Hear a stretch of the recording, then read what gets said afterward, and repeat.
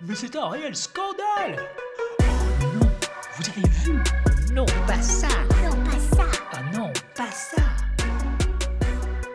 Alors, les montres hommages, est-ce vraiment un scandale? Bon, ok, peut-être pas un scandale, mais j'avoue que je les ai souvent considérées sans intérêt. Mais mon point de vue a récemment bien évolué.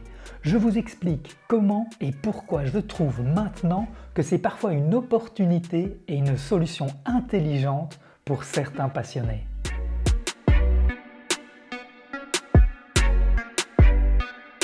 En horlogerie, ne dites jamais jamais. Combien de fois, et je dis jamais, jamais je n'achèterai une Rolex, pour finir j'en ai 3, je n'achèterai jamais une Submariner, j'ai pourtant craqué pour la 14060M, je n'achèterai jamais une ZRC, ça ressemble à rien, j'adore ma Phoenix grand fond, je n'achèterai jamais une montre en or, et j'ai pourtant acheté une Jaeger-LeCoultre en or rose. Je n'achèterai jamais une Seamaster avec la deuxième couronne à hélium, c'est laid, ça ne sert à rien. Et pourtant, j'adore ma Peter Blake, elle m'a vraiment fait changer d'avis. Pour certaines montres, j'ai même dit celle-là, je ne la vendrai jamais. Et pourtant, j'ai quand même changé d'avis. Alors dites-moi en commentaire si ça n'est jamais arrivé qu'à moi ou si ça vous est également arrivé, je serais très curieux d'avoir vos avis sur ce point. Bonjour, c'est Philippe de WatchWow, Toquette Toquante et aujourd'hui je vous explique pourquoi mon avis a changé concernant les montres hommages. Dans la série des jamais, j'avais également prétendu que jamais je n'achèterais une montre hommage. Mais c'était sans compter sur mon ami Guy qui possède une collection incroyable des Breguet, Jaeger-LeCoultre, Rolex, Omega, Zenith, Zine, Breitling, impossible de citer toutes ces marques. Avec des pièces aussi diverses que magnifiques et intéressantes. Mais il a également des montres hommages, notamment plusieurs Steinhardt. Je me suis souvent demandé pourquoi avoir des entre guillemets bêtes copies alors qu'il a déjà des pièces originales magnifiques. Récemment, en rigolant, il me propose d'acheter l'une de ces Steinhardt hommage à un prix que je ne pouvais pas refuser. Alors évidemment, j'ai craqué, je me suis dit, c'est l'occasion d'essayer. Il s'agit de la Steinhardt Océan Vintage GMT, un hommage à une montre mythique qui coûte maintenant une fortune. Une montre en hommage à la première version de l'Explorer 2, une montre que l'on appelle également Freccione et parfois même Steve McQueen. Freccione, c'est le surnom le plus utilisé par les collectionneurs avertis. Il vient de l'italien de Freccia qui signifie flèche.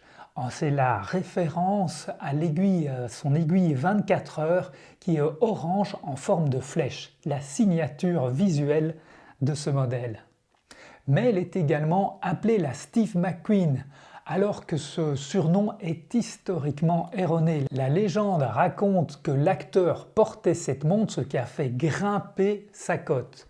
Mais en réalité, il n'existe aucune photo de Steve McQueen avec cet Explorer 2 au poignet. C'était un grand fan de la Rolex Submariner, la référence 5512. Il a également porté la TAG Heuer Monaco, dont il a créé le succès, entre autres avec le film Le Mans. Et il a également porté le superbe chrono Hanhart 417 ES de 1954 en 39 mm, une montre qui est d'ailleurs à nouveau disponible chez Hanhart. Mais malgré cette erreur historique, le surnom de Steve McQueen est encore utilisé pour cette première Explorer 2. Alors pourquoi est-ce que cette Explorer 2 est si spéciale? C'est la première Explorer à avoir une quatrième aiguille. À l'origine, l'Explorer, la référence 1655, fut conçu pour les spéléologues et pour les explorateurs polaires qui perdent la notion du jour et de la nuit. Et donc cette quatrième aiguille servait à savoir s'il était 10h, 10h du matin ou 22h. Aujourd'hui, cette 1655 est presque impossible à trouver en bon état. Et même si c'était le cas, c'est une montre que je n'oserais même pas porter. J'aurais bien trop peur de l'abîmer. Je n'en profiterai même pas, ce serait avoir une montre qui vaut une fortune au poignet, une fortune carrément indécente. Ce serait risquer de l'abîmer, risquer d'abîmer donc une pièce historique. Je trouve ça complètement irresponsable. Avec cette montre hommage, j'ai par contre la possibilité d'avoir un design que j'adore et une montre que je peux porter au quotidien sans me soucier de quoi que ce soit. Alors évidemment, la question que tous les amateurs se posent, c'est est-ce qu'une montre hommage est un hommage sincère? Est-ce que l'idée est de permettre aux amateurs d'accéder à d'anciens designs iconiques qu'ils apprécient et qu'ils ont envie de porter au quotidien, mais des montres qui ne sont plus disponibles ou qui sont à des prix exorbitants? Ou est-ce juste profiter de l'aura d'une icône pour se faire un max de blé facile? C'est certainement un peu des deux. Toutes les entreprises ont pour but de concevoir des produits ou des services qui se vendent. Peu d'entreprises, d'ouvriers, d'employés travaillent juste pour le plaisir et bénévolement. Donc choisir un créneau dans lequel il y a un marché, c'est plutôt logique. Mais dans les montres hommages et copies, il y a une foule de nuances qui vont de la copie complètement frauduleuse, souvent en provenance d'Asie, et des montres plus ou moins inspirées d'icônes de l'horlogerie. Je ne m'attarderai pas sur les contrefaçons qui sont des copies illégales, qui utilisent un logo qui ne leur appartient pas et qui se font passer pour ce qu'elles ne sont pas. En passant, je vous rappelle que le simple fait de posséder une contrefaçon est punissable par la loi. Il y a pourtant pas mal de choses à dire sur ce sujet des fausses montres, des copies frauduleuses qui vont de la pâle copie quartz à quelques dizaines d'euros à la copie très détaillée qui atteint parfois et dépasse même le millier d'euros. Mais je ferme cette parenthèse, retenez juste que c'est totalement illégal et interdit et qu'en achetant ce type d'objet, vous soutenez les mafias, vous participez à leur enrichissement. Les montres hommages ou inspirées fabriquées par des marques reconnues qui apposent leur propre logo sont légales. Et suivant les prix, vous avez différentes qualités. Certaines marques comme Steinhart, Squale, Glycine et Laco utilisent des mouvements suisses et proposent des montres hommages de qualité souvent bien réglées. En neuf, on tourne entre 500 et 1500 euros.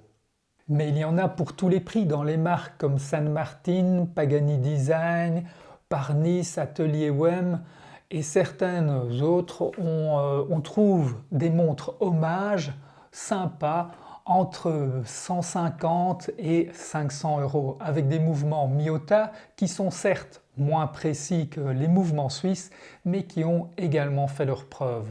Dans les montres hommage, je ne suis toujours pas fan des modèles qui ressemblent à des montres actuelles ou récentes. Mais par contre, quand il s'agit de références plus anciennes, introuvables, comme par exemple celle-ci, qui coûtent une fortune, j'avoue que maintenant, je trouve ça plutôt sympa. Je me suis donc longtemps interdit les montres hommage juste par principe. Je les percevais comme de vulgaires copies, des montres, des sous-montres. Alors oui, évidemment, ça peut paraître snob et c'est facile à dire quand on peut s'acheter une Rolex. Mais alors, ce serait dire que ma vision de l'horlogerie et le plaisir horloger ne tient qu'à une question de prestige. Triste constat, mais on ne va pas se mentir, si les grandes marques ont tant de succès, c'est parce qu'on les reconnaît. Je suis pratiquement certain que 80 à 90% des personnes qui achètent une montre à plus de 3000 euros aiment que leur achat soit reconnu. Alors évidemment, on achète un modèle dont le design nous plaît, mais nos goûts sont fortement influencés par ce qu'on voit le plus et par les icônes. Mais pas que, évidemment, nos goûts sont également influencés, façonnés par nos rencontres, par des explications, par l'intérêt que l'on porte à ces objets. Mais d'après vous, quel est le pourcentage de clients dans les grandes marques comme Rolex, Patek Philippe, Audemars Piguet, Vacheron Constantin, etc. qui se sont réellement intéressés au mouvement de leur montre, sans même aller jusqu'au numéro du calibre, de la fréquence, du nombre de pierres ou du type de spirale.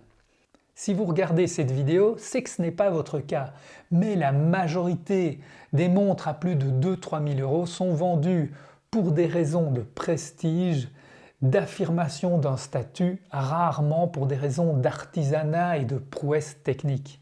Par contre, mais dites-moi en commentaire ce que vous en pensez, il me semble que plus on s'intéresse aux montres, plus on ouvre son intérêt. Et moins on se focalise sur les grands classiques, sur les grandes marques, plus on a envie de quelque chose de plus recherché ou de plus personnel. J'avais donc un peu de mépris concernant les montres hommages.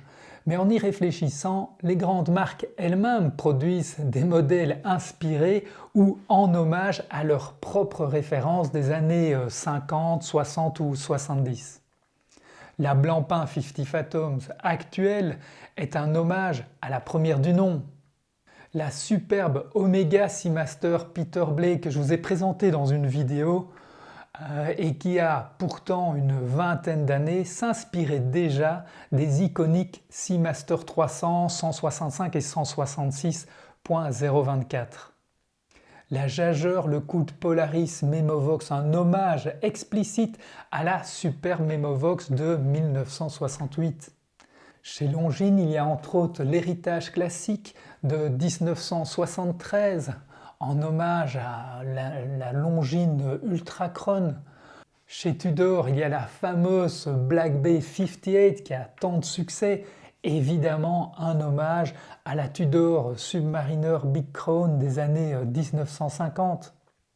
Et on n'a pas ça qu'avec les montres suisses. Chez Seiko, la Prospex 1968 Diver est également une référence en hommage à une ancienne Seiko. On a également les King Seiko qui reviennent avec beaucoup de succès. Et que dire de Rolex, dont c'est l'une des forces, avoir sans cesse amélioré ses propres modèles, dit autrement, sans cesse copier ses propres références. Et ça sans beaucoup d'originalité. Ce n'est pas une critique, c'est juste une constatation. Et encore une fois, c'est la force de la marque d'avoir des modèles qui esthétiquement évoluent lentement et qui permettent de garder cette image d'icône indémodable. C'est un peu comme une Porsche 911, comme la Porsche 911 dont le design a doucement évolué sans qu'on ne s'en rende compte et qui a permis vraiment de créer une icône. Quand il s'agit d'une montre hommage, créée par une autre marque, on crie souvent au scandale et à la recherche facile de bénéfices, au manque d'imagination. Mais alors, que dire pour Rolex? Mais voyons quelques exemples concrets donc de montres hommage. Ici donc on a la Steinhardt Ocean Vintage GMT donc, qui fait référence à la première Explorer donc, sortie en 1971. Mais il y a bien d'autres montres hommage intéressantes. Je trouve par exemple que la Squale qui fait référence à la 1000 Sub, la Submariner 55-17, une référence militaire mythique et très très rare, je la trouve super. Squale est une marque méconnue et pourtant impressionnante de par sa maîtrise pour les boîtiers de montre de plongée et de par son histoire et sa collaboration avec les plus grandes marques, avec vraiment des marques prestigieuses comme par exemple Blancpain sur la 50 Fathoms. Il fut d'ailleurs un temps où ces dernières affichaient le logo avec le requin, le logo Squale avec le petit requin, comme un gage vraiment de fiabilité, une garantie de qualité. Il y a également la récente magnifique Squale Sub 37 Légende, un hommage à la Blancpain 50 Fathoms justement. J'aime également la Nevada Grenchen, la F77 qui rappelle évidemment l'Audemars Piguet Royal Oak. Dans les années 70, Nevada avait déjà un modèle qui ressemblait, mais ce boîtier octogonal qui reprend une lunette parée de petites vis hexagonales, un bracelet intégré, évidemment on pense à la Royal Oak d'Audemars Piguet, une montre sport chic iconique de 1972 et dessinée par le maître designer Gerald Genta. Concernant cette Steinhardt, donc GMT Vintage, par rapport à l'original, donc par rapport à l'Explorer 2 1655, on a quand même quelques petites différences. Donc l'original est de 1971, celles-ci elles ont commencé donc dans les années 2010. On est ici sur un boîtier de 42 mm alors que l'original avait 39 mm. L'entrecorne, on est ici à 22 mm, l'original est à 20 mm. Par contre, pour l'épaisseur, on reste dans les 13 mm d'épaisseur, ce qui est vraiment pas mal, surtout que cette version-ci, donc la Steinhardt, passe à 300 mètres de profondeur alors que l'original était à 100 mètres. L'original, la Rolex a un verre en plexiglas alors qu'on est sur un verre saphir au niveau de celle-ci. On a l'aiguille des 24 heures qui est un petit peu différente et en vrai dire je la préfère sur la Steinhardt, elle est un petit peu moins imposante. Au niveau du cyclope, eh bien, sur ma version ici Steinhardt, il n'y en a pas et je suis vraiment content parce que pour moi c'est quelque chose je trouve qui nuit à la lisibilité et donc sur ce point je préfère la Steinhardt par rapport à l'original. Au niveau du mouvement, on a évidemment un mouvement maison sur la Rolex alors qu'ici on a soit un ETA soit un Sellita qui est assez bien réglé et qui a une réserve de marche au niveau aux environs des 40 heures de réserve. Et donc comme je vous le disais, au niveau de l'étanchéité, on a ici quand même sur la nouvelle 200 mètres en plus d'étanchéité. Donc c'est vraiment une montre qu'on peut porter facilement au quotidien, une montre solide, fiable, qui permet vraiment de faire tout ce qu'on veut. Alors pourquoi est-ce que certaines marques produisent des montres hommage ? Je pense que c'est simplement parce qu'il y a un public de passionnés qui a envie de pouvoir profiter au quotidien de ces designs vintage mythiques pour un budget abordable et de pouvoir utiliser ces montres au quotidien sans se faire de tracas. On a un look classique dont les proportions ont parfois été un petit peu adaptées à l'ère du temps, mais ça reste quand même une montre-outil solide, efficace, surtout par rapport à son prix. Alors est-ce qu'il y a de bonnes et de mauvaises montres hommage ? Certains puristes soutiendront qu'il faut qu'il y ait certaines différences, absolument, que ça ne peut pas être la même chose que l'original, sinon c'est vraiment de la copie. Personnellement, moi, tant que c'est légal, ça me va. Donc je m'en fais pas trop, j'aime, je prends, j'aime pas, je prends pas. Donc aujourd'hui, mon regard a complètement évolué. Je ne suis plus dans le fait de refuser ces montres hommage. Je pense que si elles sont vraiment bien exécutées, si elles sont agréables à porter avec un beau design, moi je me dis autant en profiter. On en arrive à ma conclusion. Donc si c'est une montre, comme je vous disais, une montre de qualité qui me plaît, pourquoi m'en priver ? Alors posez-vous la question, demandez-vous si l'important c'est d'avoir une montre que vous aimez, dont vous appréciez l'esthétique, ou si c'est vraiment le prestige du logo qui est très très important. Le manque d'âme de l'original m'importe peu, je préfère profiter d'un bel objet, d'un objet que je peux porter et que j'apprécie. La vraie liberté ne consiste-t-elle pas à pouvoir agir sans se soucier du jugement des autres? Pablo Picasso disait « On passe la première moitié de sa vie à vouloir être accepté et la seconde à s'en foutre ». Mon conseil, faites-vous plaisir et si vous hésitez, tournez-vous vers le marché de l'occasion. En cas de regret, vous pouvez toujours la revendre et vous ne perdrez pas grand-chose. Merci pour votre fidélité et merci pour vos likes, ça me motive toujours à vous créer de nouvelles vidéos. N'oubliez pas non plus un petit commentaire, ça me fait toujours très plaisir, j'essaye toujours de répondre et en plus ça permet à la chaîne d'avoir une meilleure visibilité. Merci et à très bientôt pour de nouvelles découvertes. Mais c'est un réel scandale! Oh non! avez vu? Oh non, pas ça.